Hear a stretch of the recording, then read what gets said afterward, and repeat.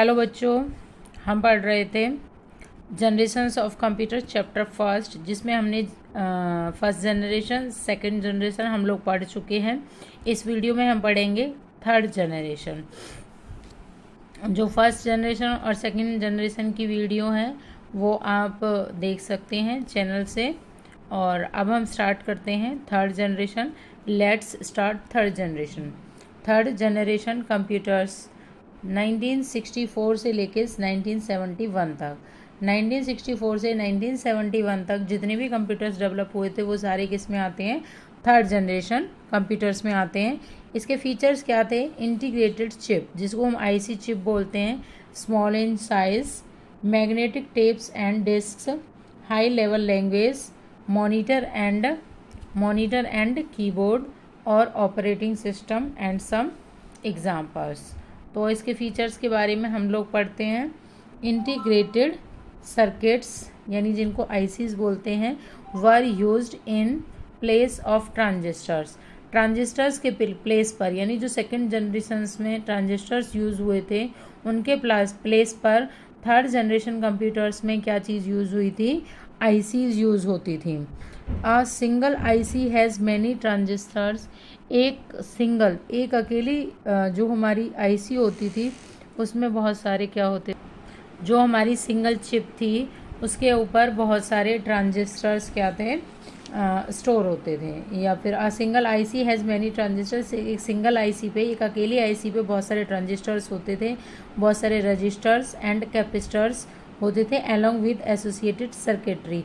और जो ये ट्रांजिस्टर्स, रजिस्टर्स और कैपेसिटर होते थे ये आपस में एक दूसरे से क्या होते थे?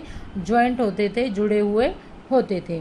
तो क्या था? आईसीज यूज़ होती थी थर्ड जनरेशन कंप्यूटर्स में। किसकी जगह पर? ट्रांजिस्टर्स। ये एक नई टेक्नोलॉजी थी जिसमें थर्ड जनरेशन कंप्यूटर्स को बनाया, या जिसकी वजह से हमारी जो कंप्यूटर की जनरेशन है वो नई जनरेशन डेवलप हुई। स्मॉल इन साइज, जो थर्ड जनरेशन कंप्यूटर्स थे वो सेकंड जनरेशन कंप्यूटर्स के कंपैरिजन में कैसे थे? स्मॉल थे। Computers were smaller in size, reliable and efficient, less expensive and faster than previous generations. जो हमारे थर्ड जनरेशन के कंप्यूटर्स थे वो जो पिछली वाली हमारी जनरेशन्स हैं उन जनरेशन के कंप्यूटर्स के कंपैरिजन में कैसे थे? स्मॉलर, छोटे थे साइज़ में, रिलायबल, उनको यूज़ करना मतलब इजीली यूज़ होते थे आसानी से, एफिशिएंट यानी जिनको यूज़ करना कैसे यूज़ करने से हमें क्या होता था? फ़ायदा होता था। ये लेस एक्सपेंसिव यानी बहुत ज़्यादा महंगे नहीं थे, कुछ सस्ते थे। फास्टर, बहुत तेज़ थे पहले कंप्यूटर्स के कंपैरिजन में।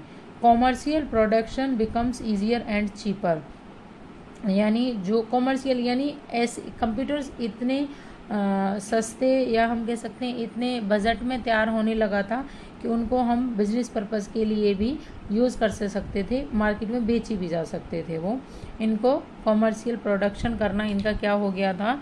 ईजी हो गया था और सस्ता हो गया था, आसानी से बनाए जा सकते थे और कम रेट में बनाए जा सकते थे, इसलिए हमारे कंप्यूटर सस्ते हो गए थे। नेक्स्ट है हमारा magnetic tapes and disk. Magnetic cores were used as primary memory and magnetic tapes and magnetic disk as secondary storage devices.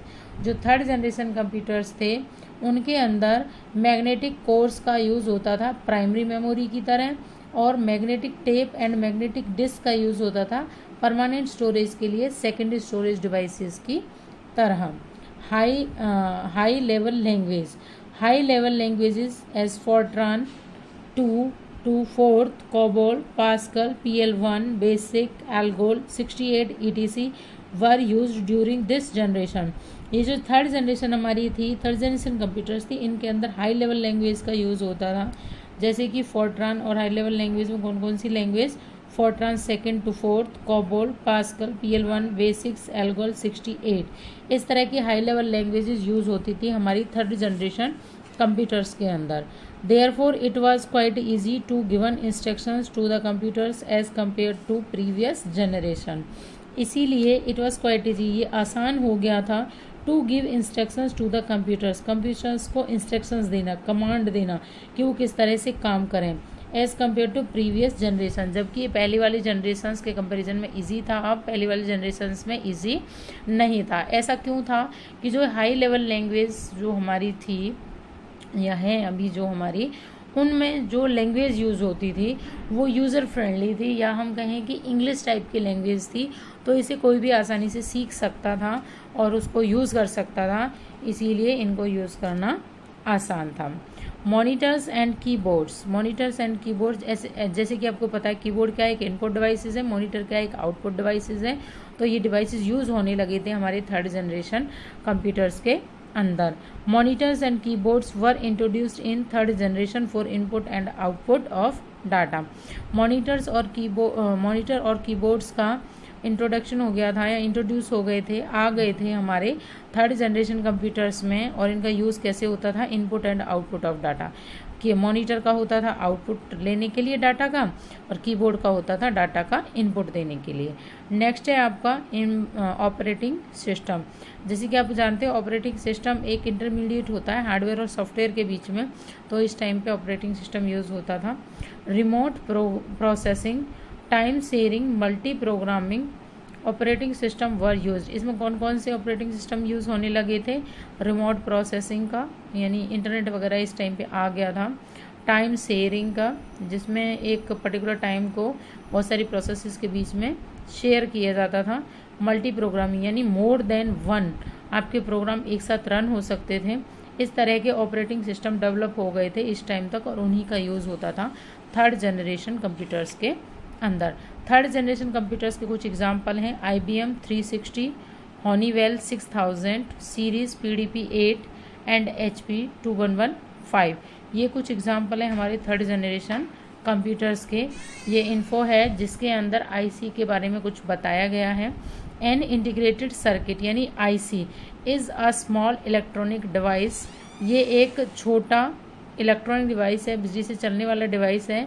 Made out of semi conductors material. और ये जो हमारा IC है ये किसका बना होता है, सेमी कंडक्टर मटेरियल का।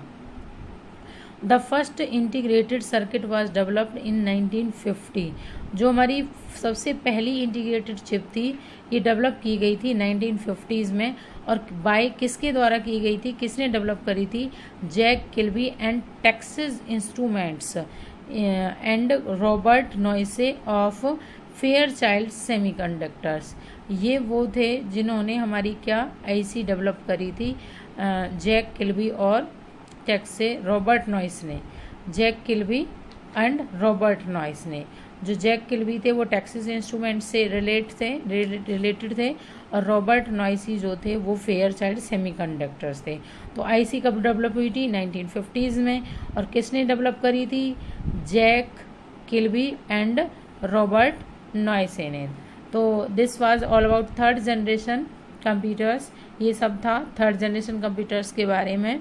और ये देखो बच्चों यहाँ पे IC है, ये एक IC होती है जिसमें ऐसे ना छोटी छोटी पिन्स होती हैं, और इसी के ऊपर ना जो आपके सेमीकंडक्टर्स हैं, जो आपके कैपेसिटर्स हैं, रजिस्टर्स हैं, ट्रांजिस्टर्स हैं, वो सब इंटीग्रेटेड होते हैं। This is IC। तो this was all about third generation computer. ये सब था थर्ड जनरेशन कंप्यूटर्स के बारे में। नेक्स्ट 2 जनरेशन्स हमारी बचती हैं, fourth generation computers and fifth generation computers. उन सबको हम नेक्स्ट वीडियो में स्टडी करेंगे। तब तक के लिए बाय बाय।